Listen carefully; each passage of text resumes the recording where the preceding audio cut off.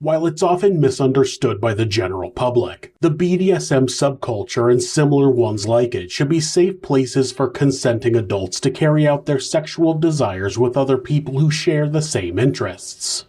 Unfortunately, though, from time to time, bad actors can abuse that trust and take advantage of someone who has given themselves over to that person completely. That's exactly what happened to Elaine O'Hara, a troubled young woman who by all accounts just wanted to be loved and who wanted to express that love in the form of a master-slave relationship, only for her to ultimately feel the wrath of a cold-blooded sadist who expected nothing more than her pain and eventual death. This is Monsters.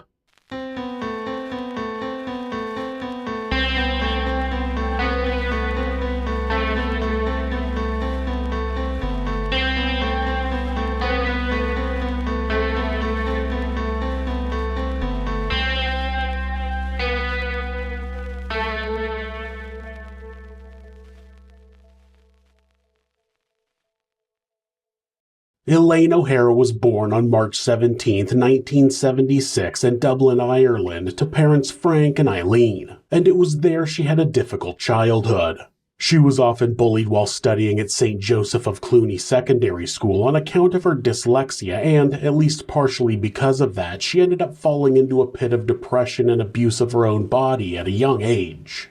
Things were so bad that by the time her mid-teens came around, Elaine had cut a critical section of her arm with a very sharp object while locked inside her family bathroom. Thankfully, though, on that occasion, her mother was able to get to her before she bled out, and as a result, she'd be admitted to a psychiatric facility where she was finally given the help she needed.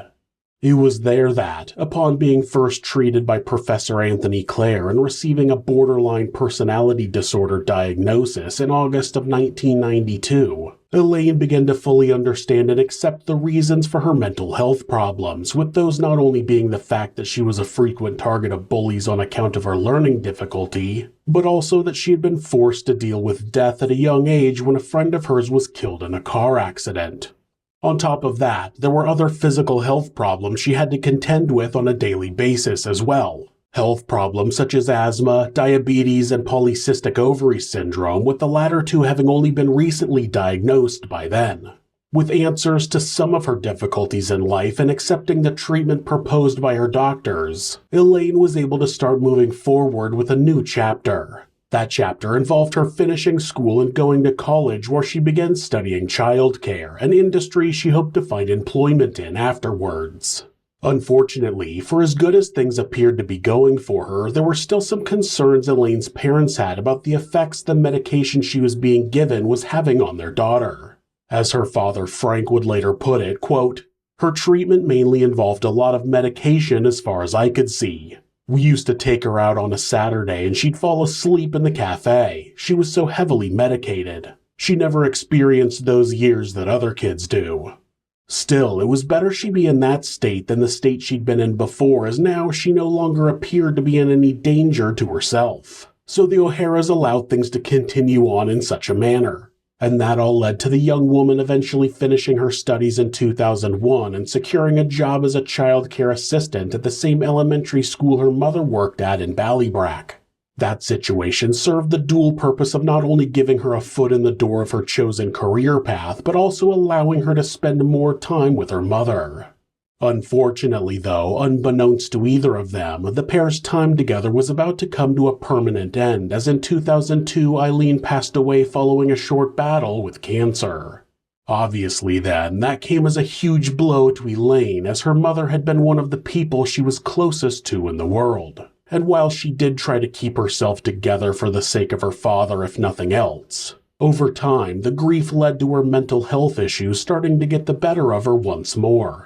By 2005, the now 29-year-old woman had returned to administering harm to herself. At that point, it was harder for her father to keep an eye on her as she'd moved out of her family home in Killiney and was living in an apartment in nearby Blackrock.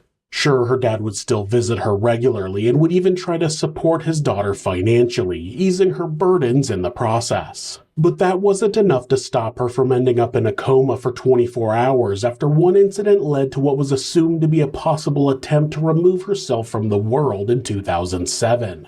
Why had she gone so far that time? Well, it was the point where Professor Anthony Clare, the psychiatrist who'd been treating her for years and had in many ways been her lifeline, also died suddenly, leaving Elaine scrambling to emotionally recover.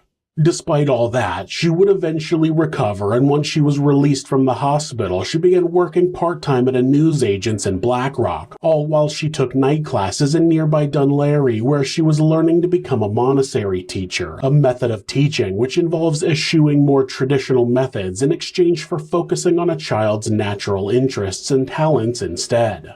Yes, things were finally starting to look up for Elaine again. Even her father was pleased with her progress and with the fact the new, more proactive therapy she had begun had allowed her to reduce her medication dosage. One thing he would not be happy about, however, was the revelation that his daughter had entered into a relationship with a married man from Foxrock, something he found out in early 2008. And it wasn't just the fact he was married either. No, it was the circumstances of their relationship. As he later recalled her telling him, quote, "She said, 'He ties me up and masturbates over me. We haven't had sex.' I was shocked. It might have been unsavory. I suggested she write it down and show it to her psychologist." But it doesn't appear that Elaine ever did tell her new psychologist, Dr. Matt Murphy of St. Edmundsbury Hospital, about that relationship, as she was far too happy in it, at least at that point in time. The reason for that was because it allowed her to engage in a sexual fetish she'd long been interested in, and that was BDSM, or bondage, discipline, dominance and submission, and sadomasochism. Now, for those not familiar with BDSM, it can often be a misunderstood sexual practice, as it involves one person taking a position of dominance over the other in a variety of different ways, whether that be physical, emotional, or financial, just to name a few. But while it can involve somewhat violent acts such as spanking, flogging, or tying people up, it almost always requires the participants involved to give their full consent and discuss what will happen ahead of time so that everything remains as safe and as risk-free as possible. Of course, one of the main ways people in that subculture can initially come into contact with each other is through the internet, as, being a haven of all sorts of different niche interests, it provides them with a forum to express their desires within. That was exactly how Elaine first met Graham Dwyer, with the pair first communicating in late 2007 on alt.com, a fetish-themed adult sex site. Graham Dwyer was a successful architect who, like Elaine, had a passion for all things BDSM. In his case, though, the desires he harbored were far more violent than most of the people within the subculture, something his new partner would soon learn. But it's not surprising she wouldn't have been aware of that at first, because no one who knew him was. No, to the outside world, Graham was a fairly normal 35-year-old man originally hailing from Bandon, County Cork who, after studying architecture at the Dublin Institute of Technology in the early 90s, had gone on to find good work in the field. While doing that, he had also been falling in love with a Donegal-born woman named Emer McShay, with the two later getting married and having a child together. For as much as that may have seemed like a picturesque life, it wasn't enough to fulfill Graham, because try as he might to get her interested in it, Emer didn't want to take part in any of her husband's BDSM games in the bedroom. Hell, to her it wasn't just a harmless bit of fun. No, she saw something far darker in his eyes whenever he suggested it. And those fears only increased when at one point during their relationship he confided in her that he had been fantasizing about stabbing a woman during sex. Then, after that, he brought a kitchen knife into the bedroom with him that same evening. Needless to say, their relationship wouldn't last long after that, as by 1996 they formally divorced. But Graham wasn't alone for long, as by 1997 he began dating a fellow architecture student named Gemma Healy.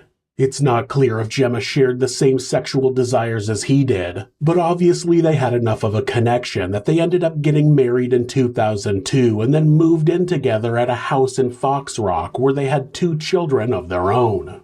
By that point, everything was looking to be headed on an upward trajectory for the young architect again, as his career was now beginning to take off, with him starting a new job with A&D Wedgert and Partners Architects around that time. He ended up doing so well there that by June of 2006, he'd been named a director of the company and would be directly involved in a number of major development projects both in Ireland and in Poland, including the Carlow Institute of Technology and the Leopardstown Racecourse in Dwyer. That said, for as much as things appeared to be great on the surface, underneath that veneer the situation was actually quite dire for Graham and Gemma. That's because their taste for the finer things in life, such as luxury cars, radio-controlled aircrafts, and sailboats, meant that no matter how much he was earning, they continued to fall further and further into debt.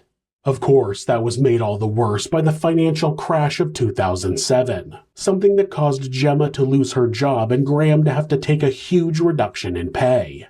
In fact, over the next few years, his wages would decrease by over 50%, leaving him with only €70,000 a year. A huge amount for most, but a pittance for someone used to living the lifestyle he and his wife were living. Still, things weren't all bad for him because, even if his family were in a bad financial situation, he was able to continue engaging in his BDSM desires via websites like alt.com where he went by username Architect72. How creative. After meeting Elaine O'Hara while she was going by the name Help Me Learn 36/F, the two agreed to meet up in person to begin a sexual relationship. Sure, that wasn't the first time Elaine had met up with someone from alt.com. Prior to that, she'd had some kind of relationship with a man she met there named Adam. However, that relationship appears to have been pretty tame by comparison to what was about to come because as far as Graham was concerned, basic bondage and sadomasochism wasn't going to cut it. No, he wanted someone who was willing to be completely submissive to his increasingly unconventional demands. Luckily for him, Elaine was only too happy to engage him in his fantasies and commit to such submissiveness as she enjoyed many of the same things as he did, or at least she was willing to explore them. After all, despite her age, she was pretty sexually inexperienced at that point, something that partially came as a result of her emotional immaturity. Her own stepmother, Sheila Hawkins, would later describe her as having the emotional development of a 15-year-old. That's why, when Graham suggested using things like handcuffs to start off with, she was all in on the idea.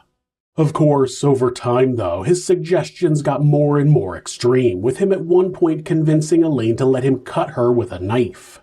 As Edna Lillis, a friend of hers, would later state when discussing a time the young woman had confided in her about her new boyfriend, quote, "She showed me her stomach. They were recent cuts, about 3 or 4 inches long, fresh and right across her stomach.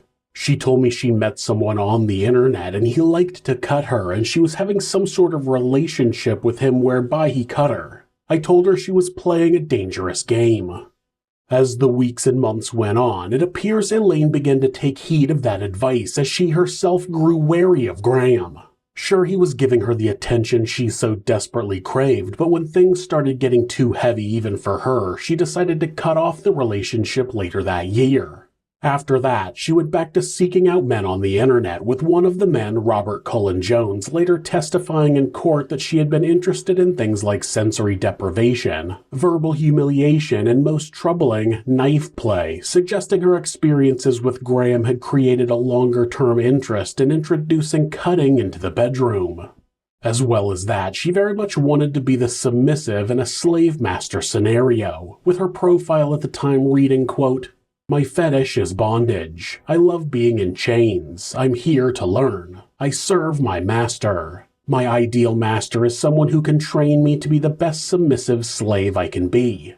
Honest, loyal, frank, and trustworthy, and possibly caring as well as strict. I'm also looking for someone who wants a 24/7 slave." Unfortunately for Elaine, though, none of the men she met online over the next few years could satisfy her desires in the same way as her first boyfriend had. That was why, when he got back in touch with her sometime in March of 2011, she decided to resume a relationship with him once more. But while that turn of events made her happier than she'd been in a long time, pretty soon depression would strike again when, after discovering she was pregnant with what is assumed to be Graham's child in July of the same year, she had a miscarriage about 4 or 5 weeks later, robbing her of the chance to be a mother. That depression would only make her more susceptible to doing the increasingly extreme things her secret lover wanted to do, as she was looking for anything that would make her feel a strong pleasure emotion again. That extreme was uncovered when, in one text message he sent to her around that time, he revealed that he no longer wanted to simply cut her with a knife anymore. No, he wanted to outright stab, sexually assault, and, the way she read the situation, possibly even role-play killing her. As the text stated, quote, "I want to stick my knife in flesh while I'm sexually aroused. I would like to stab a girl to death sometime. My urge to rape, stab, or kill is huge. You have to help me control or satisfy it." Or at least Elaine had assumed the latter request was a form of roleplay, because there was no way Graham would want to kill her for real as far as she was concerned. But that wouldn't be the case as it turned out. Ever since getting back in touch with her, he'd been laying the groundwork and making plans for something he'd been fantasizing about for a while. It turned out that Graham had a terrible few years prior to those plans. With the previously mentioned financial crisis gutting both him and his family, he was constantly stressed out over the prospect of paying back the mountains of debt he'd accrued. That meant there was nothing left for the luxuries he'd once enjoyed so much. Basically, he'd started to feel like he was unimportant, a non-entity if you will, and that was something he was unaccustomed to, as prior to that he'd always seen himself as a man of some importance. But now that that sheen of importance had been taken away, his anger began to grow. That anger would be directed at women in general, as in his mind, he saw them as little more than submissive objects that deserved to be hurt for his pleasure. Now, it should be mentioned that this isn't the feeling shared by the vast majority of those in the BDSM community, and that the sub-dom arrangement is generally one of roleplay and nothing else. But given the nature of the fantasies such a community caters to, it means occasionally people like Graham Dwyer can be drawn into it. People who aren't merely acting out a roleplay, but who are instead creating a world for themselves which they believe to be the natural order of things.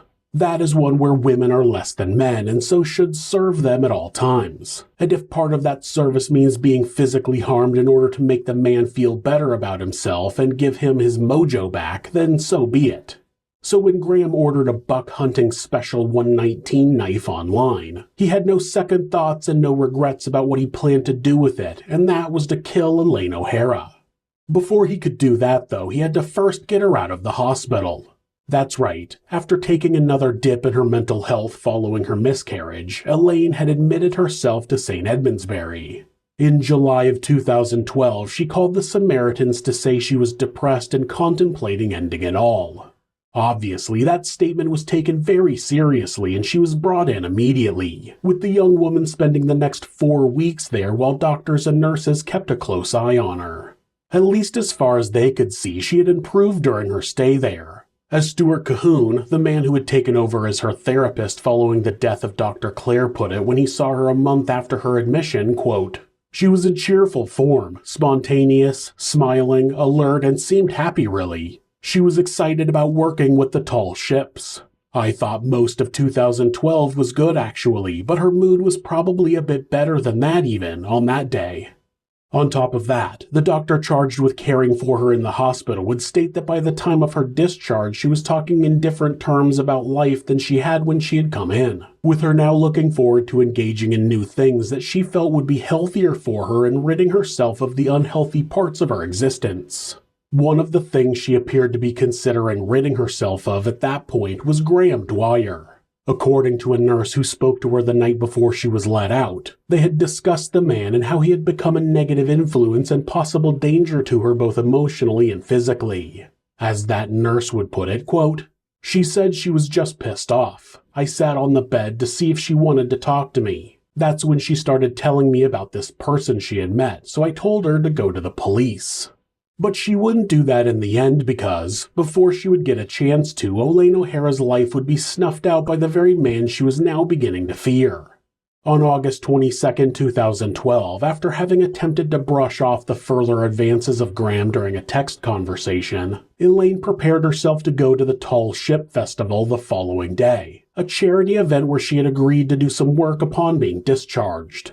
For as much as she had hoped that would be a happy event and that her increasingly threatening lover wouldn't try to get involved, he refused to take no for an answer. He was even still talking about killing her in their correspondence with one another, something she'd originally seen as a game but now was beginning to have doubts over. In one of those messages, he even stated, quote, "That's good for you to feel owned and that your life is in my hands every time you submit to me. I love that. Thank you. Do not fear death."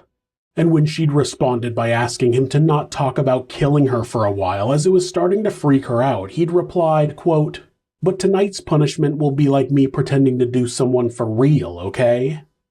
Feeling powerless to say no on account of both the power dynamic between them and her fears that he might actually hurt her if she continued to refuse, Elaine agreed to head over to Shanganagh Cemetery at 5:30 p.m. as per his instructions. Once she got there, she received further instructions via text message, with them telling her to cross the nearby railway bridge and walk down to the shore. After that, no further text messages were received and nothing more would be seen of Elaine while she was still alive. But no one knew anything bad had happened to her at the time. It wasn't until the next morning when someone began to suspect something was wrong. That was when her father, Frank, received word that she hadn't showed up to her shift at the Tall Ship Festival. So, concerned about that, Frank called around to anyone who he thought might be with his daughter or might have seen her recently. And when none of those people had any information to give him, he let himself into her apartment using a key she'd given him for emergencies on the off chance she'd slept in. Of course, she hadn't slept in and she wasn't at home, with that only increasing Frank's worries. But he tried not to let things get to him quite yet. After all, there was probably a pretty simple explanation as far as he was concerned. That attitude would change the following day when, upon visiting her flat again and finding that not only was she still not there, but that her handbag was sitting in the living room with her money and credit cards inside, he started to realize something was indeed wrong. That was why, in a last gasp attempt at locating Elaine, he decided to head over the grave of his wife and her mother, a place they frequently visited together and, as it happened, a place that was located inside the same graveyard Graham had sent her 2 days prior. So it should come as no surprise that upon arriving at the graveyard he spotted his daughter's car, and once he went over to investigate it, he was horrified to find a Nokia phone charger inside. Why was that horrifying to him? Well, because Elaine didn't own a Nokia phone as far as he knew. No, she owned an iPhone. So that meant someone else appeared to have been with her around the time she'd gone missing. It was definitely looking likelier and likelier to Frank that Elaine had been kidnapped, and that was why he called the police at that point. Obviously, the police were quick to take action by attempting to trace Elaine's movements from when she had last been seen on the 22nd. The way they did that was to scour CCTV footage from the apartment building she lived in, something that showed her leaving home at 5:05 p.m. that evening. That immediately caught her father's attention as she'd spoken to him earlier that day and told him she was going to be staying home for the evening. Why had she lied to her father, and who was she going to meet in secret? That wouldn't become known quite yet, but what would become known was that she evidently had a secret phone as the CCTV footage showed her with the Nokia in hand. The same Nokia she'd been using as a burner specifically for contacting her lover. Not that the police understood the reason for her having the second phone at the time though. As far as they were concerned, such a discovery only made the mystery of what had happened to her that much more confusing. So, in an attempt to get more information, they headed over to the Shanganagh Cemetery where they hoped to find some more evidence of where Elaine had gone, either by searching her car or by searching the grounds. Perhaps, as they suspected now, she'd gone there to visit her mother's grave and, in doing so, she'd undergone some kind of psychotic break which had led to her hurting herself. It was a theory that was certainly backed up by the fact a person who was later questioned when police were handing out missing persons photos around the area recalled seeing a woman who fit her description crying loudly at a gravesite that evening. And they weren't the only person who'd seen Elaine then either. No, another witness would also recall her approaching him and asking if he knew where the footbridge crossing the railway was. Then, after he gave her the information, she walked off in the direction of the beach, all while looking what he described as distraught. Now fearing she may have walked into the water and brought her own life to an end, police raced to the beach in question. But despite scouring the area, they didn't find any evidence of her having been there. And to make matters worse, they had no further leads to follow up on. That meant the case went cold all the way up until just over a year later on September 11th, 2013, when, in a moment that seemed to confirm everyone's worst fears, Elaine's clothes were discovered floating in a reservoir in County Wicklow. It had been 3 men who had found them when they were walking in the area that morning. At first they weren't sure what it was they'd seen in the water, but when they fished the bag out and opened it up to reveal a woman's vest top, a hoodie, a leather face mask, leg restraints, and handcuffs, they handed the items over to the police as they realized something sinister may have happened. Needless to say, once they received those items, the police went back over to the reservoir and conducted a search of their own where they uncovered additional items such as 2 Nokia phones, a set of house and car keys, sex toys, and SIM cards. When they traced the purchase of the SIM cards back to a local Dunn's grocery store, they were able to determine that they had indeed been bought by Elaine. If those were her possessions, it still didn't explain where the woman herself was. No, that piece of information wouldn't be revealed until 2 days later when skeletal remains were found by a woman while she was walking her dog. The remains were later identified through dental records as Elaine O'Hara. Obviously now it looked like the authorities had a murder case on their hands, and that was why they began investigating it as such, with their first course of action being to check the 2 Nokia phones which, miraculously, were still in working order. On the phones, they found a treasure trove of information that showed her relationship with Dwyer through a series of texts, including the texts in which he proclaimed his desire to stab a girl to death, more specifically her.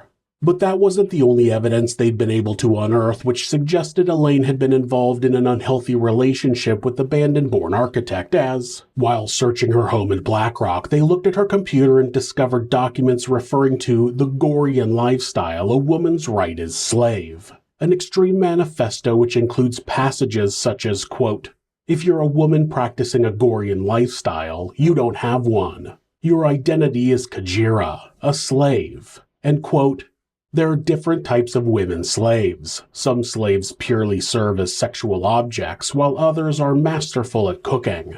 Gorian women retain the right to refuse slavery. If a master wants to enslave a woman and she refuses, however, she may be killed."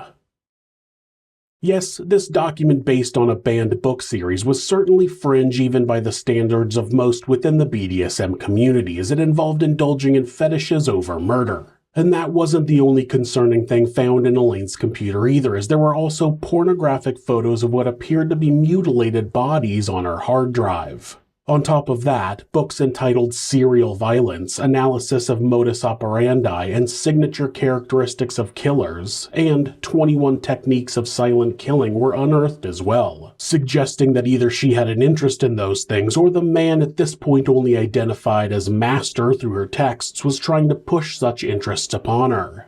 Clearly then, the next step in the investigation was to locate the as yet unidentified master and bring him in for questioning. Luckily, that didn't take long to do because after accessing Elaine's alt.com profile and finding the profile of her master, Architect 72, police were able to use a combination of the information both there and in the texts between the pair to determine that this man was a 42-year-old married father of 3 named Dwyer who worked as an architect and was based in Dublin. Of course, when Graham was first approached by investigators not long after that though, he initially denied ever having met Elaine. But when evidence was shown to him that proved he was lying, including CCTV footage of him entering her building in the past, he changed his story and admitted that he had been involved with the deceased young woman, but that it had purely been sexual and he had nothing to do with her death. Sure, some of the messages between them suggested he had violent desires that he may have taken out on Elaine, but as he explained it at the time, they were just fantasies and nothing more, certainly not anything he would have done in real life.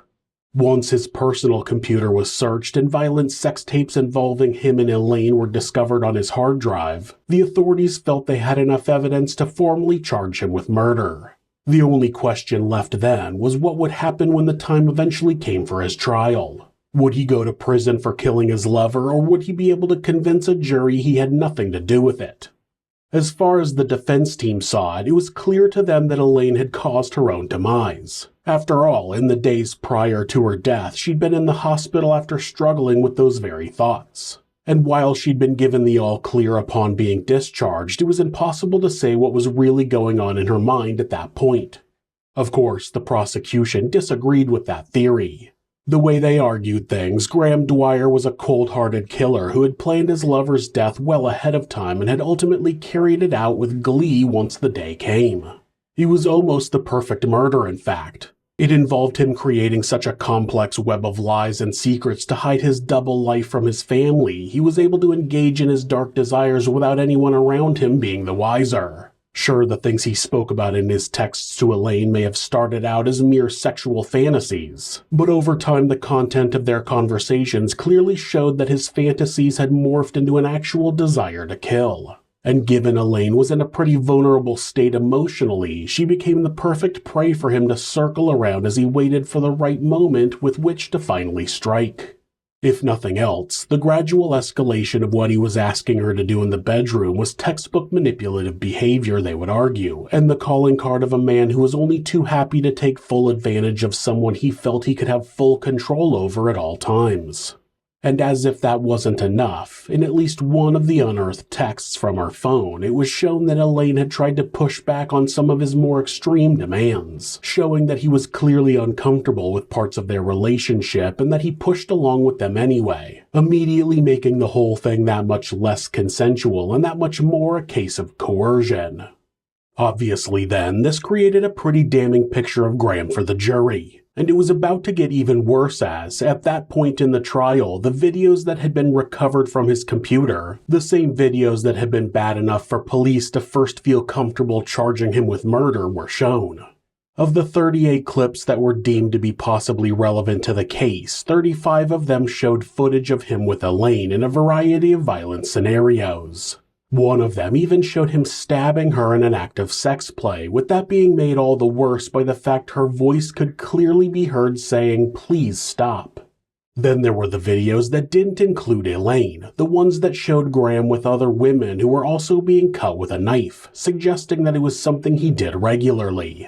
Those were arguably even more damning to the case as they showed him appearing to have filmed the women without their consent. And in one of them, a blindfolded and gagged woman can very clearly be seen trying to scream as he plunges a knife into her.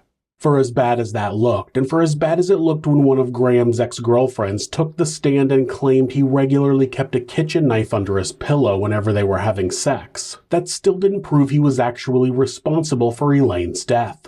No, in order to convince the jury he'd actually done that, they had to paint a clearer picture of what occurred on that day.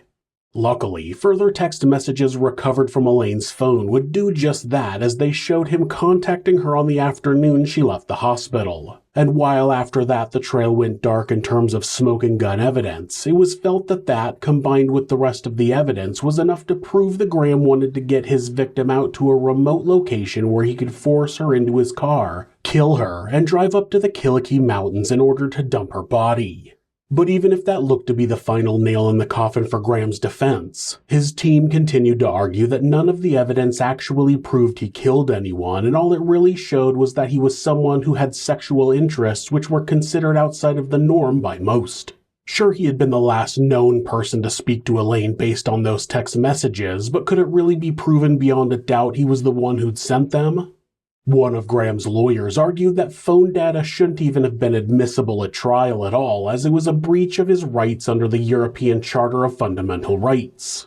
On top of that, there was still the lingering issue of the victim's mental health issues and how that could have easily led to her going out to the water to remove herself from the world. As they would point out, classifying the case as a murder was something that could be debated, as the cause of death had never been determined by coroners and no stab marks had been found on her bones. Of course, the prosecution were ready to counter that by stating that, while a cause of death had never been officially ruled, there was still overwhelming evidence to suggest it had been a murder. And there was also overwhelming evidence to suggest Graham was the one using the phone that had been corresponding with Elaine during her final days over and above the call data which had been gathered. As Sean Guerin, senior counsel for the state, said at the time when discussing the issue, quote, "The appellate is overstating significantly the use of the call data. There were multiple routes towards determining who was using the phone. One was call data. At the same time, there was an old-fashioned detective job in Black Rock Garda Station which involved reading the text messages and identifying personal information which would point towards the identity of the suspect. One of the ways it was argued this old-fashioned detective work had proven beyond a doubt Graham was the man on the other end of the phone was a message sent from him to Elaine on April 4, 2011. A message in which he told her he was at a committee meeting at the Shankill Flying Club. A separate witness who was also in attendance at the meeting for radio-controlled model plane enthusiasts would confirm that Graham was indeed there on the day in question. If that wasn't enough, another text in which the defendant complained about having to pay almost €4,000 to fix his car lined up with documents which proved Graham had indeed spent that amount on car repairs around the same time. Then there were further texts that showed him talking about buying a new bike, entering a model plane flying competition, getting a wage reduction, and attending a reception at the Polish embassy, all of which were corroborated with solid evidence that proved that he had done those things during the time period as those texts were sent. So obviously, when all that was taken together, it seemed to confirm that the accused was indeed the man on the other end of the phone. And the prosecution wasn't done discrediting the defense's arguments quite yet, because with regards to the questions over Elaine's mental state and whether or not she could have been ready to end it all upon leaving the hospital, they pointed towards numerous witnesses such as a pharmacist and her manager at work, both of whom knew her well and who stated on record that they'd spoken to her on the day of her death. As far as those people argued, there were no concerns to be had about Elaine being a danger to herself at that point, as there were none of the signs they would have been familiar with that would have suggested she wanted to die. If anything, she seemed happy all things considered and was excited about going to work at the Tall Ships. With that avenue not looking like it was going to lead to any positive results for the defense, they moved on to other areas which they thought might be enough to secure them the result they wanted, such as the fact that the videos shown at the trial were grounds for a mistrial as they unfairly led the jury in one direction. The way Graham's senior counsel Michael Bowman argued at the time, the purpose of the prosecution showing videos wasn't to prove he had fantasies of killing anyone. No, it was to introduce, quote, something toxic into the forensic process of the criminal trial which they hoped would overwhelm the ability of the jury to remain impartial. And when that didn't appear to convince anyone, Bowman then moved on to argue that the judge tasked with overseeing the trial, Mr. Justice Tony Hunt, could not be treated as an impartial arbitrator, as at one point when particularly damning evidence was being heard, he'd looked in a very disapproving manner at the defendant. He even claimed that that look unfairly biased the jury as they'd seen it happen. That said, the complaint would be shot down as being nebulous, as there was no way of knowing whether or not the jury took anything from such a look or if they did indeed even see it. And when it came to the claim that the glare had proven the judge wasn't impartial, that was simply laughed off as being ridiculous. There was simply no getting around it for Graham. His trial was going to continue and, based on the evidence presented, it didn't look like it was going to end well for him. And that wasn't even taking into account the final killing blow the prosecution were about to deliver when they brought a psychology expert in and had them explain that, in their opinion, the timing and setting of the murder told them the defendant had planned it in such a way that he hoped he would get away with it by making it look like a self-inflicted act. As if that wasn't enough, if he was left to go free, then it was very likely he was going to kill again, as his dark desires appeared to be an ongoing compulsion. In fact, based on information gathered from his computer, he may have already been in the process of doing just that when he was arrested, as he'd already begun communicating back and forth in a sexual manner with a woman from Maine he met online known as Darcy Day. Like Elaine, Darcy fit the profile of someone who could easily be manipulated by Graham, as she was known to harbor negative thoughts about herself and had even gone as far as to inflict harm upon her own body as a teenager. So it should come as no surprise to anyone that, on March 27, 2015, the jury reached a unanimous guilty verdict. After that, it didn't take long for Mr. Justice Tony Hunt to deliver a sentence of life in prison. While the result couldn't bring Elaine back, they were at least happy that justice had been served. That said, they would remain haunted by what they'd heard during the trial for the rest of their days. As a statement that was read by their legal team after the trial stated, quote, "It was heartbreaking for us to listen to the texts Elaine received from a depraved and diseased mind. The manipulation of her vulnerability was apparent, and when she tried to resist, she was reined back in. We can hear her voice in those texts just wanting to be loved. Hearing the contents of the videos will haunt us forever. This is our life sentence. For us, there is no parole.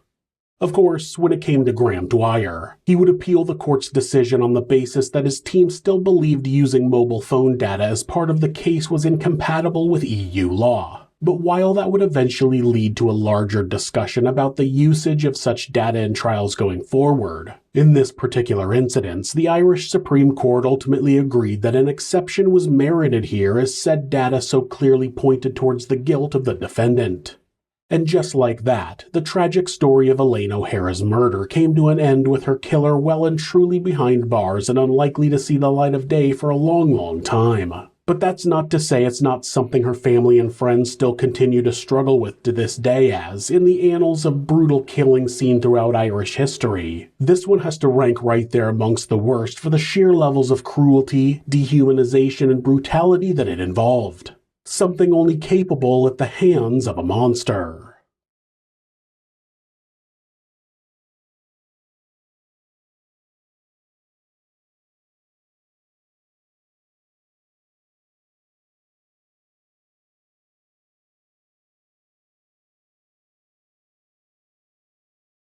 If you're a fan of true crime, hit subscribe and turn on notifications so you don't miss an episode. You can also hit like or leave us a comment. You can check out our other show, Somewhere Sinister, on YouTube or anywhere that you listen to podcasts. If you'd like to support the show, check out our merchandise at thisismonsters.com. The link is in the description. Thanks again, and be safe.